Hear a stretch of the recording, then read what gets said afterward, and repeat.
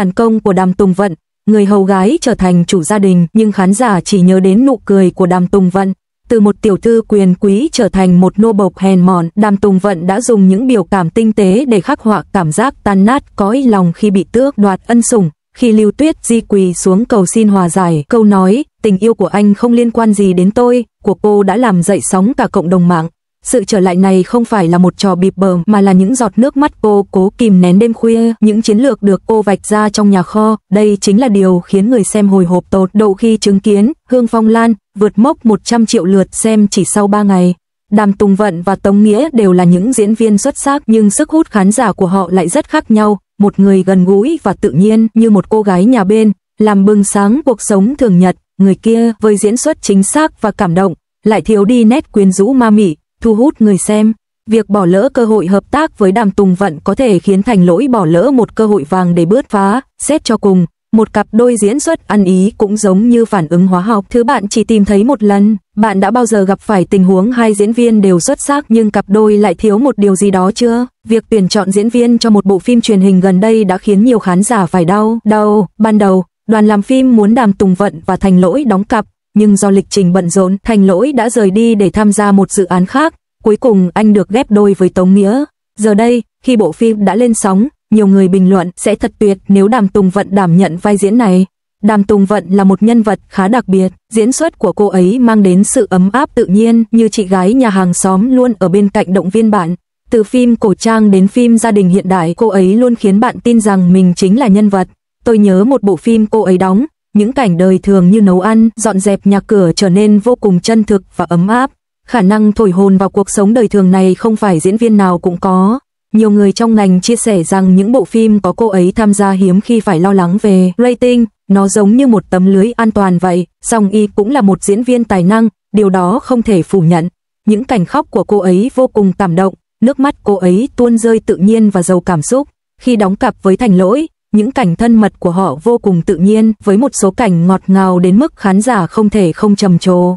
Những tương tác của họ trên các chương trình tạp kỹ cũng rất hài hước, với những khoảnh khắc nhỏ nhặt như tiếng thì thầm hay những cái kéo quần áo vô tình khiến người hâm mộ say mê. Nhưng vấn đề là, việc thu hút khán giả là một điều khó khăn. Mặc dù diễn xuất của Song Y rất chính xác và tinh tế, nhưng lại thiếu đi cảm giác gần gũi như Đàm Tùng Vận. Giống như gặp gỡ hai người, một người cực kỳ lịch sự, trong khi người kia có lẽ kém lịch sự hơn, khiến bạn cảm thấy vô cùng thoải mái và dễ chịu. Đàm Tùng Vận là hiện thân của người thứ hai, bản chất tự nhiên, gần gũi của cô khiến nhân vật của cô trở nên vô cùng gần gũi. Lựa chọn lần này của Trình Lỗi quả thực rất khó hiểu. Trước mắt, sự hợp tác của anh với Song Y đã tạo nên rất nhiều tiếng vang, đặc biệt là những tương tác ngọt ngào của họ. Nhưng về lâu dài, việc bỏ lỡ cơ hội làm việc với một nữ diễn viên có lượng khán giả hùng hậu như Đàm Tùng Vân có thể đồng nghĩa với việc bỏ lỡ cơ hội đột phá. Một bộ phim cổ trang mà anh tham gia đã nhận được phản hồi khá thờ ơ và không thành công, khiến nhiều khán giả hoài niệm về lần hợp tác ban đầu được lên kế hoạch. Người hầu của Đàm Tùng Vận trở thành tình nhân, Lưu Tuyết nghi truy đuổi vợ, gieo gió gặt bão. Nữ chính của Hương Lan khiến người xem không thể rời mắt. Hương Phong Lan vừa ra mắt đã gây tiếng vang lớn, dẫn đầu bảng xếp hạng trên các nền tảng video lớn với hơn 120 triệu lượt xem chỉ trong 3 ngày. Khán giả gần như bị ngập trong những bình luận như sự trở lại của Đàm Tùng Vân thật thú vị và Lưu Tuyết Di truy đuổi vợ để cầu xin lòng thương xót. Làm thế nào mà bộ phim cổ trang, một bộ phim tình cảm gia đình lại có thể cuốn hút đến mức khiến người xem quên tua nhanh? Phim có bao nhiêu phân cảnh ly kỳ và đáng nhớ? Hôm nay, chúng ta sẽ khám phá câu chuyện hậu trường hấp dẫn về sự sa ngã của một tiểu thư quý tộc, cuộc phản công của một người hầu gái và lò hỏa táng trong hành trình truy đuổi vợ mình của cô. Thẩm Gia Lan, viên ngọc của giới nhà giàu, được khắc họa trong bộ phim này bởi Đàm Tùng Vận, người hiện thân cho phẩm giá và sự kiên cường của một phụ nữ quý tộc. Trong vài tập đầu, Thẩm Gia Lan mặc một chiếc váy dài thêu vàng, ngồi trong phòng làm việc thảo luận về thơ ca với cha và anh trai, tỏa ra sự tự tin giữa vòng tay xa hoa. Tuy nhiên, một bi kịch gia đình bất ngờ khiến cô không được bảo vệ chỉ sau một đêm. Cha và anh trai cô bị giam cầm trái phép, và gia đình Lin, để tự bảo vệ mình, đã hủy bỏ hôn ước, trên thực tế đã đẩy cô từ vị trí hôn thê ra thế giới bên ngoài. Sự sụp đổ này nhanh chóng đến kinh ngạc. Trong cảnh phim, đôi mắt của Đàm Tùng Vận đột nhiên nheo lại, đôi môi cô run rẩy nhẹ, một biểu cảm tinh tế duy nhất đã đẩy sự bất lực và tức giận của người phụ nữ trẻ lên đến cực độ. Vào khoảnh khắc đó, khán giả hoàn toàn cảm nhận được sự biến đổi lạnh lẽo của cô từ một bông hoa trong nhà kính thành một người đẹp cô đơn giữa chốn hoang dã. Lâm Tấn Kỳ, nam chính, do Lưu Tuyết Nghi thủ vai, được cho là nhân vật gây phẫn nộ nhất toàn bộ bộ phim. Khi biết tin nhà họ Thẩm gặp nạn, anh ta đã khoe khoang về bức tranh thêu của vị hôn thê, nhưng ngay lập tức thu lại nụ cười và bàn bạc với bố mẹ suốt đêm để hủy hôn, với lý do là không để nhà họ Lâm gặp rắc rối. Sau đó là một bữa tiệc gia đình với rất nhiều khách quý. Thẩm Gia Lan, với tư cách là người yêu cũ sa ngã, đứng ở vị trí kín đáo nhất, nhưng Lâm Tấn Kỳ thậm chí còn không nhìn cô và đích thân tạo điều kiện cho cô kết hôn với một cô con gái khác của một gia đình quyền thế. Những bình luận như Lâm Tấn Kỳ đúng là đồ khốn nạn và khởi đầu của nam chính quá thực tế vang lên trong phần bình luận. Theo thống kê, số lượng thảo luận về chủ đề đuổi vợ đến lò hỏa táng đã vượt quá 650.000 vào ngày công chiếu. Thẩm Gia Lan không chịu bỏ cuộc, cô kiên quyết cắt phăng mái tóc dài, khoác lên mình bộ quần áo vải thô, gia nhập gia đình họ Lâm làm nô lệ, gia nhập hàng ngũ người hầu, lau dọn nhà vệ sinh, dọn dẹp nhà kho, bưng trà nước, đủ loại công việc chân tay, bắt buộc cô phải làm lại từ đầu. Một tiểu thư quý tộc từng được nuông chiều, lần đầu tiên bị lão thị mắng, bàn tay cô vẫn còn hằn vết máu của chiếc nhẫn. Đêm khuya, cảnh Thẩm Gia Lan cố kìm nén nước mắt dưới chăn khiến khán giả, ngay cả trên màn ảnh, cũng muốn bảo vệ cô. Những chi tiết về sự tuyệt vọng của cô không hề quá ủy mị, mà ngược lại khơi gợi sự mong đợi về sự trả thù sau này của cô.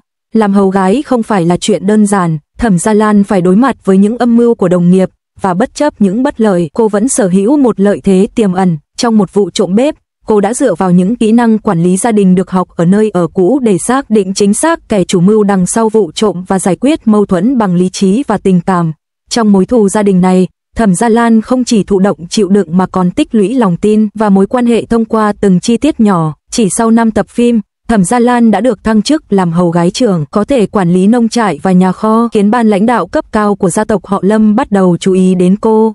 Dữ liệu khán giả cho thấy lượt tương tác dồn dập của phân đoạn phản công thăng chức của Thẩm Gia Lan đạt 31.000 lượt, một trong những con số cao nhất trong các bộ phim cổ trang gần đây. Giữa bộ truyện, Lâm Kim Kỳ cuối cùng cũng nhận ra điều gì đó khác thường ở Thẩm Gia Lan. Ban đầu, anh ta phớt lờ các hầu gái, nhưng trong một lần tuần tra ban đêm, anh ta tình cờ thấy Thẩm Gia Lan đang khéo léo dỗ dành một người hầu, khiến anh ta nảy sinh nghi ngờ. Trình độ văn chương, dấu câu, sở thích và việc nhà của người hầu gái này giống hệt Thẩm Gia Lan, và cô ấy cực kỳ thành thạo trong việc quản lý nhà cửa. Sau nhiều lần gặp gỡ, Lâm Kim Kỳ bắt đầu bí mật theo dõi cô, một điều mà chính các hầu gái cũng có thể nhận ra. Anh ta sẽ gửi cho Thẩm Gia Lan những chiếc bánh hoa quế yêu thích của cô và thậm chí còn chia sẻ việc nhà với cô tại tiệc mừng xuân. Cư dân mạng đã bình luận đùa rằng đây đúng là một cảnh kinh điển của Chân Hương. Nhưng điều khiến khán giả hài lòng nhất chính là màn phản công và sự rõ ràng của Thẩm Gia Lan. Ngay cả khi Lâm Cẩm Kỳ quỳ xuống xin lỗi và bày tỏ sự hối hận vì đã hủy hôn, cô vẫn hoàn toàn phớt lờ anh. Tình cảm hiện tại của anh không còn liên quan gì đến em nữa. Thẩm Gia Lan vẫn không hề nao núng trước những lời tán tỉnh của Lâm Cẩm Kỳ, dùng trí tuệ, cảm xúc và sự bình tĩnh tuyệt đối để cự tuyệt từng lời tán tỉnh. Khán giả dần chuyển từ giận dữ vì sự chân thực của nam chính sang nữ chính thật tuyệt vời. Cuối cùng cô ấy cũng không còn si mê nữa. Dữ liệu cho thấy đoạn clip liên quan đã thu hút 82% người dùng nữ, và chủ đề nữ chính tự lập đã được chia sẻ hơn 1 triệu lần.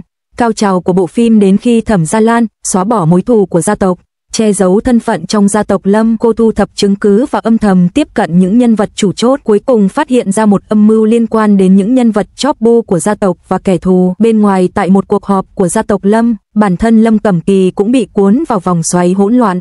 Vào ngày sự thật được phơi bày, anh chứng kiến Thẩm Gia Lan không chỉ được minh oan mà còn trở thành bà chủ tài ba của gia tộc Lâm. Anh hoàn toàn bị mê hoặc bởi sự thông thái và quyết tâm của cô. Khoảnh khắc ấy, vai diễn bà chủ của Đàm Tùng Vận như phượng hoàng trỗi dậy từ tro tàn, tan chảy băng tuyết giữa những cuộc tranh giành quyền lực và âm mưu gia tộc, nhận được sự tán thưởng nồng nhiệt. Các nhân vật phụ cũng cuốn hút không kém. Lý Mộng vào vai Hoa Phi phản diện, ghen tị với sự thăng tiến của Thẩm Gia Lan, liên tục bày mưu tính kế, nhưng rồi đều bị ngăn cản từng bước một. Trịnh Hòa Huệ Tử, con gái nhà họ Lâm, ban đầu là thành viên của phe địch, nhưng dần dần cô bị chinh phục bởi tài năng của Thẩm Gia Lan, từ đối thủ trở thành đồng minh và cuối cùng hỗ trợ nữ chính phản công. Sự trưởng thành, biến đổi và những xung đột nhỏ của các nhân vật phụ tạo nên một bối cảnh mới mẻ và hấp dẫn, lôi cuốn khán giả suốt bộ phim. Thiết kế bối cảnh, trang phục và đạo cụ cũng góp phần làm nổi bật cốt truyện. Thẩm Gia Lan mặc chiếc áo khoác xanh đậm, tìm kiếm bằng chứng trong nhà kho, tạo nên sự tương phản nổi bật với bộ lễ phục đỏ vàng mà bà từng mặc trong thời kỳ quý tộc. Mỗi khung hình đều kể một câu chuyện trực quan, sảnh, sân trong và các tháp góc của gia tộc họ Lâm đều được mô phỏng theo dinh thự thời nhà Minh và nhà Thanh. Dữ liệu cho thấy đoàn làm phim đã sử dụng hơn 276 bộ trang phục và quay tại hơn 40 địa điểm, nâng cao đáng kể chất lượng của bộ phim. Sự tương phản giữa trang phục xa hoa và chất liệu vải thô đã truyền tải một cách sống động những tầng lớp phong phú trong số phận đang thay đổi của nữ chính. Khán giả đang xôn xao bàn tán về cốt truyện, Đàm Tùng Vận chọn kịch bản đỉnh quá, kiểu nữ chính này xứng đáng có một sự trở lại hoành tráng. Nhân vật Lưu Tuyết Di có sự tương phản quá rõ rệt, khiến anh ta vừa khó chịu vừa thú vị.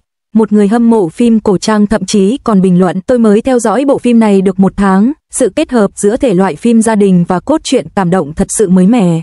Dữ liệu từ một nền tảng dữ liệu cho thấy lượng khán giả nữ của Hoa Lan Hương đã đạt mức đáng kinh ngạc 68% sau khi phát sóng, với chủ đề về sự trở lại phim gia đình và một nhân vật nữ mạnh mẽ là yếu tố then chốt thu hút lượng người hâm mộ của phim. Xuyên suốt phim cổ trang Trung Quốc, chủ đề nữ tỳ vươn lên làm bà chủ luôn gây tranh cãi gay gắt. Khán giả thích thú khi chứng kiến một nữ chính được cứu rỗi không chỉ bằng cảm xúc mà còn bằng kỹ năng và trí tuệ đích thực. Diễn xuất tinh tế của Đàm Tùng Vận đã thổi hồn vào nhân vật, trong khi bối cảnh hối hận vì đuổi vợ đến lò hỏa táng của Lưu Tuyết Nghi tạo nên một câu chuyện hấp dẫn. Dù là nỗi đau khổ khi chạm đáy hay nỗ lực vươn lên, bộ phim đều được lồng ghép nhiều chi tiết và cốt truyện đan xen, khiến người xem không thể ngừng xem. Với những ai yêu thích chủ đề trưởng thành của người phụ nữ và những mưu đồ gia đình, Hương Phong Lan chắc chắn là một bộ phim truyền hình hấp dẫn đáng để thưởng thức. Không chỉ sở hữu cốt truyện lôi cuốn và dàn nhân vật sống động, đa chiều, phim còn mang đến một góc nhìn chân thực sâu sắc, ngay cả trong những thời điểm khó khăn nhất, chỉ cần kiên trì và nỗ lực, người ta vẫn có thể tự tạo dựng con đường riêng. Sự trở lại và hành trình chuộc lỗi của Đàm Tùng Vận, những tiếc nuối và trưởng thành của Lưu Tuyết Di cùng những câu chuyện đa dạng của các nhân vật phụ đã đan xen vào nhau tạo nên một bộ phim gia đình phong phú. Bạn có thích một nữ chính sáng suốt như Đàm Tùng Vận không? Hay bạn nghĩ việc Lưu Tuyết Di đau khổ theo đuổi vợ mình làm tăng thêm sự căng thẳng của bộ phim? Hay bạn háo hức theo dõi Thẩm Gia Lan vượt qua những mưu đồ chính trị và tìm kiếm hạnh phúc của riêng mình? Hãy chia sẻ suy nghĩ của bạn về những nhân vật và câu chuyện này và chia sẻ với người hâm mộ về sự thú vị và chân thực của Hương Lan. Trong ngành giải trí, một cặp đôi phù hợp cũng giống như phản ứng hóa học tốt, tổng hòa các yếu tố có thể lớn hơn tổng hợp các yếu tố riêng lẻ.